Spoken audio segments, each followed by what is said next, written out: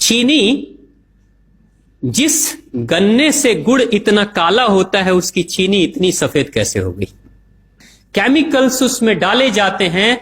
और मैं एक चीनी मिल के अधिकारी जो मैनेजर है, मैं उनकी बात आपको बता रहा हूं। उन्होंने कहा कि मुझे लगभग 12 साल हो गए चीनी मिल में काम करते हुए, और जब से मैंने काम करना शुरू कर दिया चीनी मिल में, तभी से मैंने घर में चीनी लाना ही बंद कर दिया।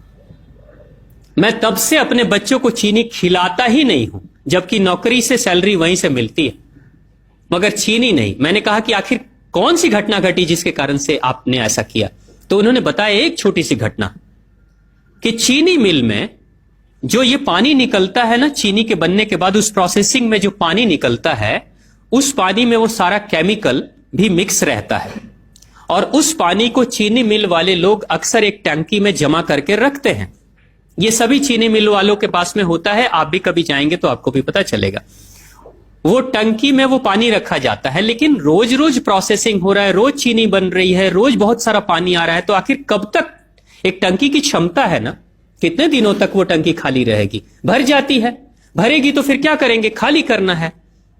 तो क्या किया था चीनी मिल के लोगों ने? सोचा कि छोड़ो ना, अब कहां जाएंगे उसको फेंकने के लिए कहीं दूर, क्योंकि अब उतनी बड़ी टंकी जिसमें हजारों गैलन पानी है, उसके लिए ट्रांसपोर्ट में कितना खर्च आएगा, तो बेहतर होगा रात के अंधेरे में कहीं खेत में डाल देते हैं। क्योंकि जनरली फैक्ट्रियां तो होती हैं ऐसे ही बिराने में, तो कहीं डाल देते किसी खेत में, क्या पता चलेगा पानी है कि चीनी मिल का पानी है क्या है। तो ये सोचकर मैनेजमेंट वाले लोगों ने रात में ही उस पानी को खेतों में छुड़वा दिया, और नतीजा यह हुआ कि उस खेत की सारी फसल जल गई, मिट्टी बंजर हो गई। और जब किसान पता करने लगा कि आखिर क्या हुआ मेरे खेत में, जब चेकअप कराया वो मिट्टी का, तो पता चला कि इसमें तो चीनी मिल का जो वेस्ट मटेरियल है वो डाला गया है। तब उसको खबर मिली कि हां, किसी स्टाफ ने बताया कि हां, हमारे चीनी मिल से ही पानी डाला गया था आपके खेत में, और पूरी मिट्टी बंजर हो गई। उसने केस कर दिया और चीनी मिल वाले को मुआवजा देना पड़ा लाखों रुपए। तभी से वो स्टाफ कहते हैं कि जो मिट्टी को बंजर कर दे वो इंसान के शरीर में जाए तो क्या करेगी। उसी के बाद से मैंने अपने घर में चीनी लाना बंद कर दिया। और सच्चाई है, लगभग अगर आप देखेंगे तो अंग्रेजों के आने के समय अंग्रेज पहला चीनी मिल इन्होंने भारत में ही लगाया था। पहला चीनी मिल भारत में ही अंग्रेजों का लगा, और अंग्रेजों ने चीनी की शुरुआत की। भारत के लोग गुड़ खाते थे, चीनी नहीं खाते थे। उन्होंने बहिष्कार किया, बिल्कुल नहीं, लेकिन चीनी और चाय पत्ती दोनों के लिए लोगों को तैयार किया गया था। चाय पिला पिलाकर फ्री में चीनी के लिए तैयार किया गया, और चाय के लिए भी तैयार किया गया। अंग्रेज ने जब से यह शुरू किया है, और पिछले 50 वर्षों से हमारे समाज में चीनी खाने का प्रचलन बहुत तेजी से बढ़ा है, और उसी समय से भारत के लोगों के बच्चों के शरीर में कैल्शियम की कमी होनी शुरू हो गई है। अगर कोई मां, अगर कोई बहन जो गर्भवती हो, गर्भकाल के दौरान अगर चीनी का सेवन अगर कोई बहन कर रही हो, तो चांसेस ज्यादा होते हैं गर्भपात होने के।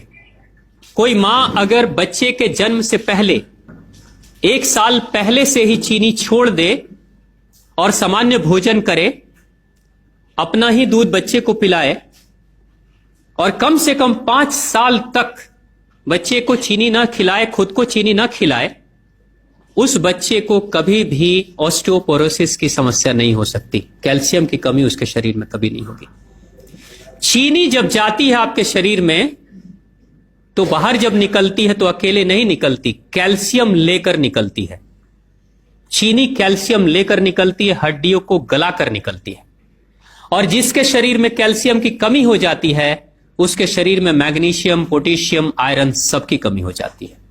कैल्शियम वो तत्व है कि जिसके शरीर में कम हो जाए, सारे तत्व कम हो जाएंगे, और कैल्शियम की कीमत पे चीनी हम खाते हैं। भारत, पाकिस्तान, बांग्लादेश, नेपाल, ऐसे कुछ देशों के अलावा दुनिया के बहुत सारे ऐसे राष्ट्र हैं जहां चीनी का इस्तेमाल ही नहीं होता। आज भी चीनी खाते नहीं, बहुत सारे देश नहीं खाते बिल्कुल। आप गुड़ खाया करिए, वो ज्यादा बेहतर है, चीनी को छोड़िए।